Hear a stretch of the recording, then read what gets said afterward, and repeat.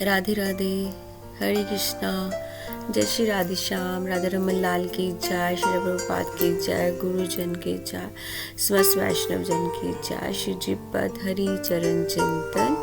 आज की कक्षा में आपका बहुत बहुत स्वागत है जी। आज की कक्षा वैष्णव अपराध। वैसे तो हम काफ़ी सारी कक्षाओं में कर चुके हैं, लेकिन वैष्णव अपराध ये बीमारी कैसे है, इसको कैंसर से रिलेट किया गया, लेकिन ये कैंसर कैसे है इसके बारे में हम जानेंगे। फिर से वही बात कि मेरे पास उतने गैजेट्स हैं, 25 मिनट्स तक की कक्षा हो सकती है, तो जल्दी से माता पिता को प्रणाम, गुरु को प्रणाम और आप सब भक्तों के चरणों में मेरा प्रणाम करते। ओम ज्ञानम तिमिरन्धस्य ज्ञानांजन शलाकया चक्षुरुन्मीलितमेन तस्मै श्री गुरुवे नमः। गुरुवे गौरचंद्राय राधिकाय तदालय कृष्णाय कृष्ण भक्ताय तद्भक्ताय नमो नमः। तप्त कांचन गौरांगी श्री राधे वृंदावनेश्वरी वृषभानुसुते देवी प्रणमामि हरिप्रिये।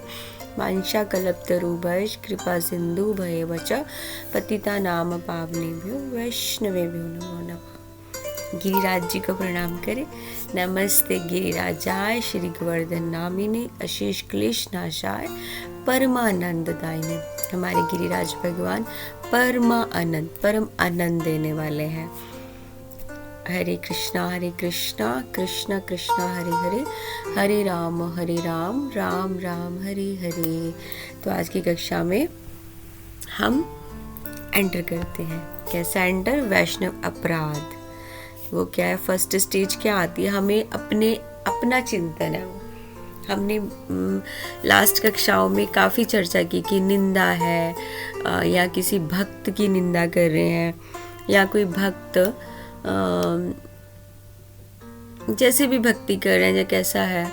एक तो होता है ना, दोस्ती में हम आपस में फ्रेंड हैं, तो दोस्त को अधिकार होता है कि उसके बारे में कहना, या उसको दोस्ती वही है कि अगर मेरा फ्रेंड गलत है तो मैं उसको सही कर रही हूँ या कर रहा हूँ, ताकि उसका भजन अच्छे से बने, वो इन सब चीज़ों से दूर हो। एक तो वो हो गया। एक नॉर्मली जैसे हम किसी को गलत बोले या कैसा, वो भी वैष्णव को, तो वो वैष्णव अपराध में आता है। इसको हमें किस तरह, ये मेरी सखी है तो काफ़ी दिनों से ये क्वेश्चन था, तो मैं थोड़ा हेल्थ इश्यूज से उसे कर नहीं पा रही थी कक्षा। तो वो ऐसे है कि हमें कैसे पता चलेगा कि हमसे वैष्णव अपराध बना है। सामने वाला तो वो अपनी लाइफ में भक्ति कर रहा है या दिखावा कर रहा है, कुछ भी कर रहा है, डजंट मैटर हम क्या कर रहे हैं, हमने क्या किया, और हमें कैसे पता कि हम ये कर रहे हैं। तो हमें उसके चिंतन के लिए जैसे हमें अपने आप को चेक करना है। वो कैसे चेक करेंगे? एक अज्ञान से हम करते हैं, भय होता है कि वो मुझसे भक्ति में अब आगे कैसे बढ़ गई। अब क्या बोलना है? जैसे हम सुनेंगे कि वो माता जी ऐसे ऐसे हैं, किसी से सुनेंगे तो उसी टाइम हम अपने आप को सोचेंगे, मैं भी तो कृष्ण भक्त हूँ, मैं तो कितनी बार वृंदावन चली गई हूँ, मैं तो वृंदावन जाती रहती हूँ। मतलब भक्ति को इस तरह रिलेट करना, दैट मीन्स कि आप वैष्णव अपराध कर रहे हैं। एक इस चीज को लिखिए। हमें अपने आप का मंथन करने पे कक्षा है ये, कि जिनका भी ये प्रश्न काफ़ी दिन से आ रहा था कि वैष्णव अपराध कहते हैं, लेकिन हमें कैसे पता चलेगा कि हमसे वैष्णव अपराध बन रहा है? निंदा, चुगली, ये सब चीज़ें साइड में करके फिर भी बन रहा है, तो कैसे?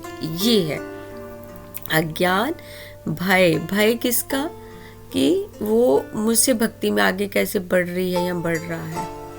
जैसे उसके बारे में चर्चा होगी, बेशक वो आपके ग्रुप में ही माता जी हो या प्रभु जी हो, लेकिन उन माता जी या प्रभु जी के बारे में बहुत सारी, नहीं माता जी बहुत अच्छी भक्ति करती हैं, प्रभु जी कुछ भी, तो मेल अपने में लगा ले, फीमेल्स अपना जोड़ लें। अब मैं दोनों कैसे बोलूँ, माता जी प्रभु जी, है ना। तो लेकिन हमारे मन में क्या, अच्छा मैं भी तो वृंदावन बहुत बार गई हूँ, मैं तो जाती रहती हूँ, मुझे तो वृंदावन का सारा ही पता है, बरसाना यहाँ है, ये वहाँ है। ये जो जगह है ये तीर्थ स्थल है, ये आप तीर्थाटन करने आ रहे हो, उसको भक्ति के साथ आप रिलेट नहीं कर सकते। अगर आप हरिद्वार जाते हैं, ऋषिकेश जाते हैं, श्री बद्रीनाथ धाम जाते हैं, तो वो आपका तीर्थाटन है, आप दर्शन कर रहे हो, उसको आप किसी की भक्ति से और ना ही अपनी भक्ति से रिलेट कर रहे हो। अगर आप ऐसा कर रहे हो तो वो आपका वैष्णव अपराध है, इसको भी आप नोट कर लीजिए। और अगेन है ईर्ष्या, जैसे वो आया आपने रिएक्ट किया, दैट मीन्स कि आपको ईर्ष्या है। फर्स्ट स्टेज ईर्ष्या ही होती है। सेकंड, जैसे उस इंसान की बात आएगी कि वो माता जी बहुत अच्छी भक्ति करती हैं, वो ऐसे ऐसे है ना, जैसी बात होगी आपको ईर्ष्या शुरू हो जाएगी, आप उनके बारे में अच्छा सुन नहीं पाओगे, प्रशंसा। आप उसी टाइम बोलोगे मैं तो बहुत बार वृंदावन जाती हूँ, अच्छा तुम बरसाना नहीं होके आई, दैट मीन्स कि तुमने बरसाना नहीं देखा तो तुमने वृंदावन धाम नहीं देखा। अगर तुम हरिद्वार गए तो तुम ऋषिकेश नहीं गए या ये मंदिर नहीं गए तो तुम्हारा जाना विफल हो गया। दैट मीन्स कि आपको उनकी प्रशंसा से ईर्ष्या भी है और इसको आपको चेंज करना पड़ेगा। थर्ड क्या आता है कि अब उसका बुरा कैसे हो, अच्छा कैसे मैं सुन रही हूँ, मुझे तो अच्छा सुनना ही नहीं है। फोर्थ कि उसके बुरे की विश करने लगना, जैसे अब अंगूर खट्टे हो गए, वो माता जी से तो आपका संपर्क बन नहीं रहा, अब वो माता जी की तारीफ आ रही है, आपने बहुत उसको तोड़ने की कोशिश की, जहाँ प्रभु जी की कुछ भी लगा लीजिए, तो लेकिन वो आप नहीं कर पा रहे हैं, तो अब क्या करेंगे, आप मन ही मन उनके बारे में बुरा विश करने लगेंगे। अभी आप उस इंसान को अच्छा बोल रहे हो, माता जी प्रभु जी आप तो बहुत अच्छी भक्ति करते हो, मैं तो आपकी वजह से माला करने लगी, मैं तो आपकी वजह से लेकिन जब वो तारीफ आई माता जी प्रभु जी की, आप अब उन तक नहीं पहुंच पा रहे हो, अब आप उनके बुरे की विश करने लगे। ये आ गया आपका फोर्थ वैष्णव अपराध। वैसे तो शास्त्रों में जो दिए हैं वो तो बहुत सारे हैं, 10 तो मैंने एक अलग से कक्षा की है, लेकिन ये अपने आप का चिंतन मंथन खुद को कैसे करें ये है। अगर हम में ये भाव भी आता है ना कि हम बुरे की विश करने लगे, अच्छा उन्होंने तो मेरे साथ गलत किया, अब ये विश कि मैं ही जैसे कोई बात होगी, नहीं नहीं नहीं मेरा ऐसा है, मैं तो बरसाना आ जाती हूँ, मैं यहाँ जाती हूँ, अरे भाई वो आपका तीर्थाटन है, आप तीर्थ करने गए हो, आप दर्शन कर रहे हो, उसका भक्ति से कोई जोड़ नहीं है, उसका भक्ति से कोई मेल नहीं है। सबसे बेस्ट भक्ति आप अपने घर पे बैठ के अपने गुरु को, अपने भगवान का चिंतन कर रहे हो वो। बाकी वृंदावन जाना, हरिद्वार जाना, बद्रीनाथ जाना, वैष्णो देवी जाना, वो आपका तीर्थाटन है, तीर्थों के दर्शन करना है, भगवान के दर्शन करना है, वो बहुत डिफरेंट पार्ट है भक्ति का। उसको आप अपनी भक्ति से किसी से नहीं जोड़ सकते। भक्ति एक अलग चीज है। आप अपने घर पे अपने परिवार को लेके, सबसे उच्च जब आप फैमिली को लेके, अगर प्रभु जी हैं तो अपनी पत्नी को लेके, अगर माता जी हैं तो वो अपनी फैमिली को लेके भक्ति कर रहे हैं। जब भी भक्ति तो ऐसा ना कि हमारा लास्ट लाइफ में कहाँ छूटा है तभी मिलता है। अगर हमने अपने पास्ट लाइफ में बहुत अच्छा कर्मा किया है तो हमें बहुत जल्दी भक्ति मिलती है, बहुत अच्छी फैमिली मिलती है, बहुत अच्छे बच्चे मिलते हैं, बहुत अच्छा भक्तिमय जीवन जाता है। उसको मैं अब ऐश्वर्य से नहीं तोल रही हूँ। अब आप कोई अगर सोचेगी माता जी ऐश्वर्य, भक्ति लाइफ में ऐश्वर्य कोसों दूर है। ऐश्वर्य है तो भक्ति नहीं है। तो इसलिए मीडियम फैमिली है, अच्छा है। भगवान से यही प्रार्थना है कि प्रभु इतना दीजिए, घर में जो आते हैं मैं उनकी अच्छे से सेवा कर सकूं और किसी चीज़ की कमी भी नहीं, अपने परिवार का अच्छा से पालन पोषण की। साईं बोल है ना, साईं इतना दीजिए। तो इस तरह आप अपने का मंथन कर सकते हैं। तो इसको लास्ट में कैंसर कैसे, कैंसर इसलिए है कि आप प्लानिंग कर रहे हो किसी का बुरा करने की, इसलिए ये आपको कैंसर हो गया। ये जो वैष्णव अपराध है, इसलिए हम अपना चिंतन कर रहे हैं, हम दूसरों के सामने तो बनेंगे कि नहीं। और हमें शास्त्रों में, जैसे हम अगर गौड़ीय संप्रदाय में हम रोज सुबह वैष्णव अपराध पढ़ते हैं, है ना, तो अगर उनमें से हमने पढ़ लिया, हमने तो आज वैष्णव अपराध पढ़ लिया, हमारा तो आज का, लेकिन अपने चिंतन में आप अंदर ही अंदर एक बहुत बड़ी बीमारी के शिकार हो रहे हैं। वो बीमारी है वैष्णव अपराध। वो ये है कि अगर आपको माता जी, प्रभु जी, अगर बाई दी वे, अगर by the way, I am not sure, अगर वो आपको भक्ति सिखा रहे हैं, अगर आपकी लाइफ में है, आप उनसे कुछ सीखना चाहते हो, नहीं सीख पा रहे हो और नहीं आपकी बात बन रही है, तो वहाँ पे क्या आएगा, अंगूर खट्टे हैं। तो दैट मीन्स कि अब आप उन माता जी या प्रभु जी को बुरा बोलोगे, अंदर ही अंदर आप विश करोगे कि मैं उन तक नहीं पहुंच पा रही हूँ या पहुंच पा रहा हूँ। तो इसका सीधा से सीधा अपने आप से जोड़ लीजिए, आपको कैंसर, वो भी लास्ट स्टेज का पहुंच गया, वैष्णव अपराध। जैसे भक्ति में किसी को गिराना, हम सब नहीं गिरा सकते, जिसका ये लेवल है भगवान ने जिसको अपने उसमें किया है, तो वो वैसे ही चलेगा। उसके लिए हम सब किसी को नहीं कर सकते। हम बुरा विश कर सकते हैं, लेकिन वो वैष्णव अपराध बनना, उसके लिए कितने जन्म में चुकाना पड़ेगा ये भी हमें नहीं पता। प्रारब्ध तो बन गया, प्रारब्ध तो बन गया।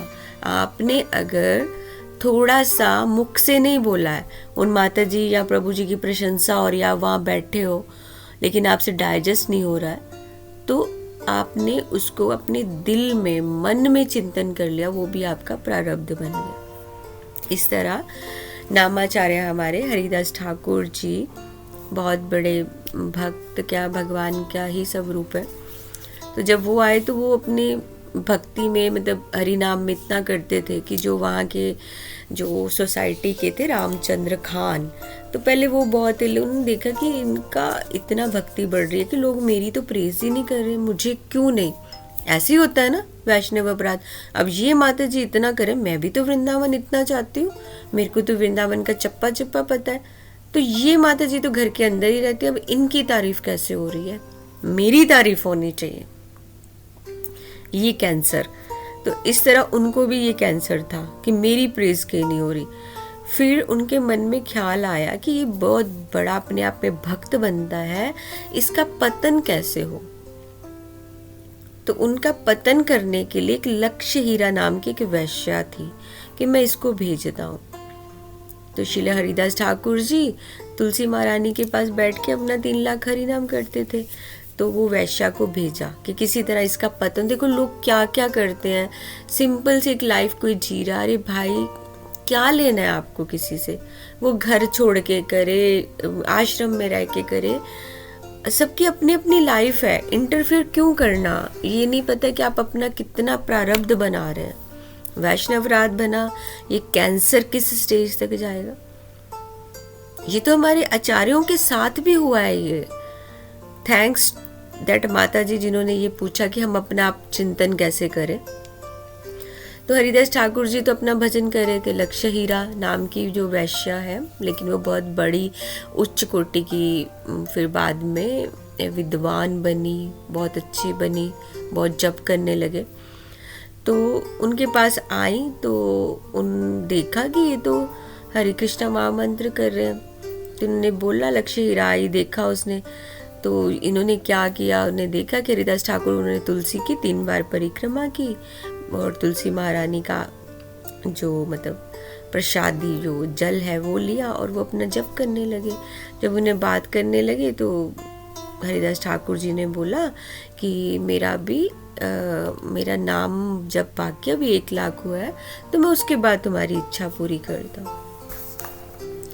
तो वो उसी तरह बैठे बैठे हरे कृष्णा महामंत्र सुनते सुनते एक दिन बीत गया, वो चली गई।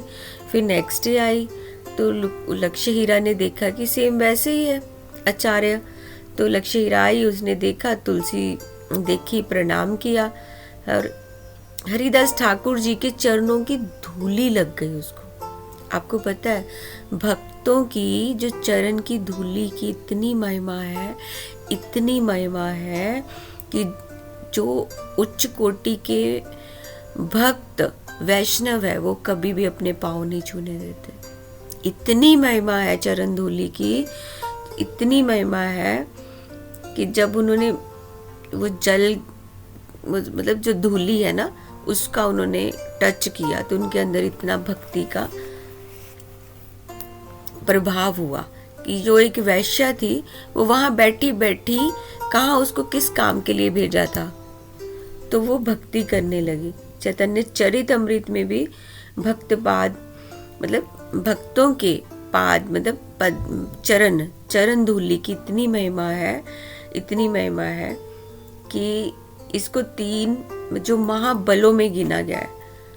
3 जो मतलब भक्त धूलि कितनी में भक्त के जो पाद में पद की चरण धूलि है, जल खाया हुआ जो प्रसाद है ना, जो हम बोलते हैं किसी संप्रदाय में शीत प्रसादी बोलते हैं, उच्चिष्ट बोलते हैं, ये लेना इतना बड़ा बल आता है।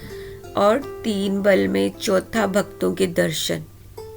3 बल तो हो गए ना, जो एक तो भक्तों के चरणों का जल, जब हम चरण प्रक्षालन करते हैं ना, जल चरणामृत बोल सकते हैं भक्तों के, लेकिन चरणामृत भगवान का बोलते हैं, गुरु के चरणों का बोलते हैं, भक्त के भी। और उनके भक्त के मुक्त अवशेष जैसे और जैसे चरणों की धूली, जल, खाया प्रसाद जो उनकी थाली से है। तो जो भक्तों की चौथा क्या है, दर्शन मात्र से बोलते हैं ना हम सुबह सुबह वैष्णव दर्शन हो गए। वैष्णव दर्शन मात्र से हमारे इतने पाप कटते हैं, नष्ट हो जाते हैं। वैष्णव दर्शन को गंगा जल के समान बोला जाए। अगर हमें धाम ठाकुर जी की कृपा से वैष्णव दर्शन मिलता है ना, उसकी इतनी महिमा है कि हमारा जो कैंसर है ना वैष्णव अपराध का, वो भी सही हो सकता है। तो लक्ष्य हीरा ऐसे बैठी रहती थी तो जब खत्म होगा, कब ये मेरे साथ संग करेंगे। सेकंड डे भी उसने हरि नाम सुना। और जो रामचंद्र था वो पूरा दिन, 1 दिन 2 दिन वो देखता रहा कि लक्ष्य हीरा क्या करे। तो थर्ड डे फिर तुलसी महारानी को प्रणाम किया, उन्होंने हरिदास जी को भी प्रणाम किया और वो खुद ही जप करने बैठ गए। सोचिए आप, नाम में इतना प्रभाव है कि एक वैश्या जो आई वो भी नाम करने लगी। उससे रहा ही नहीं कि मैं तो इनको बदनाम करने, रामचंद्र जिसने बेचा था, जो कोई भक्ति करता उसकी भक्ति को तोड़ने के लिए। आप सोचो हम लोग तो क्या है, आचार्य वर्ग हरिदास ठाकुर जी के लिए वैश्या को भेजा कि इनका पतन हो जाए। हम बोलेंगे ये तो वैश्या के साथ है, ये कहाँ से भक्ति कर रहा है। मीरा जी पे भी ऐसे हुए। इस तरह आज कलयुग में अगर कोई भजन कर रहा है तो वो इस तरह उंगली उठाई जाती कि इस तरह कैसे नीचे गिराया जाए। बदनाम करने के लिए लक्ष्य हीरा को भेजा, लेकिन लक्ष्य हीरा तो खुद ही नाम करने लगी, नाम जप करने लगी। इतने बड़े नामाचार्य श्री हरिदास ठाकुर जी, उनके प्रति जो अपराध कुछ भी नहीं हुआ उससे, बल्कि उनके साथ साधु संग, इतनी महिमा है साधु संग की। साधु संग होने से वो खुद हरि नाम करने लगी। कभी कभी साथ का फल बहुत मिलता है, हमें पता भी नहीं होता है कि हम गलती से भी संग कर लेते ना भक्त का।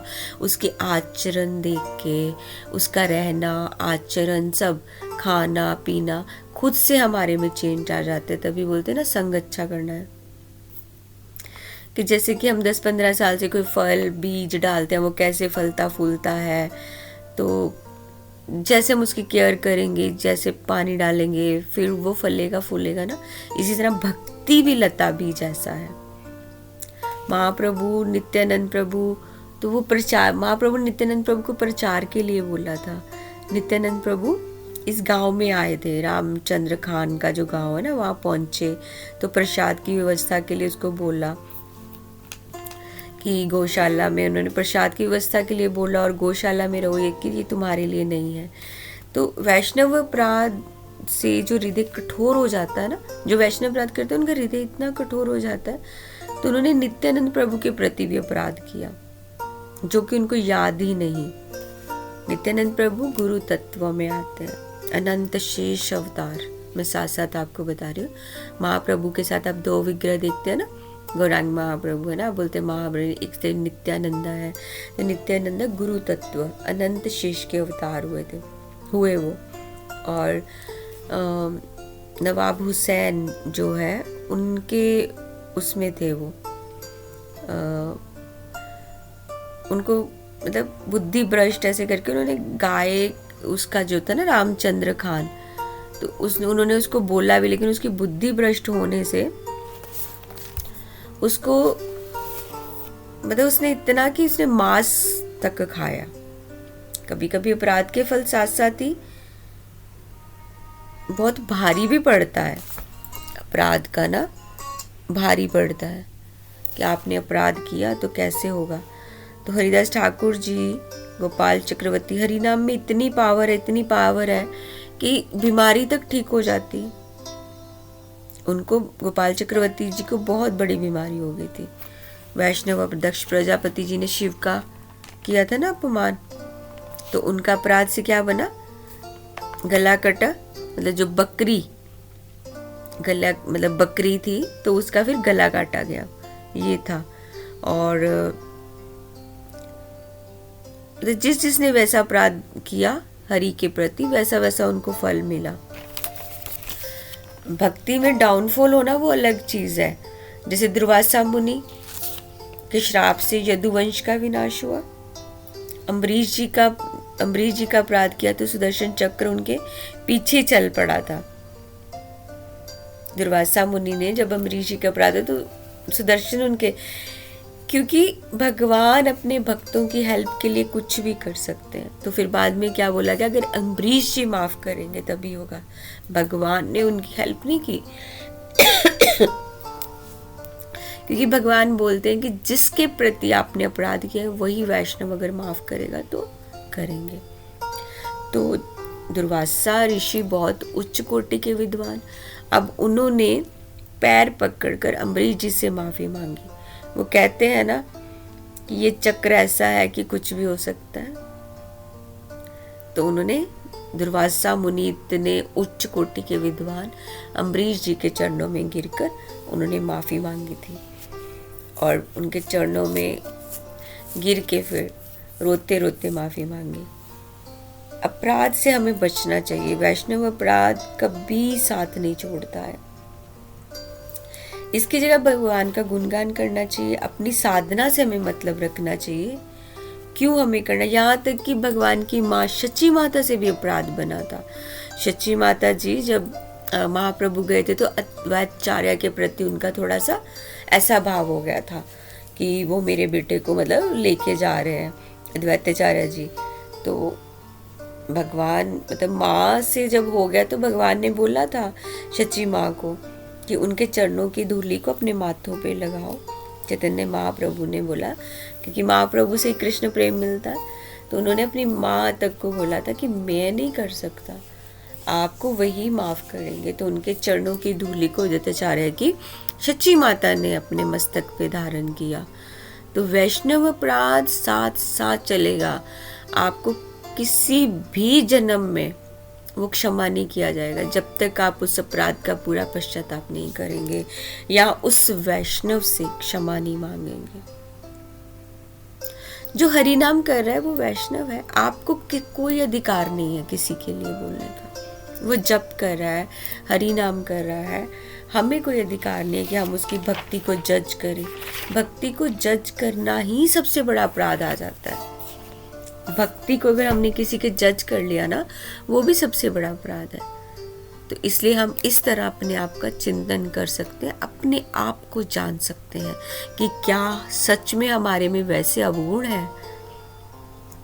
इस तरह हम अपने आप को चिंतन कर सकते हैं। ईर्ष्या से और दूसरे उसकी प्रशंसा ना सुन पाने से, जो बहुत बहुत बहुत गलत है। इस तरह हम अपना मंथन खुद से कर सकते हैं, तो उन चीज़ों से हम बहुत दूर हो सकते हैं और होना भी चाहिए।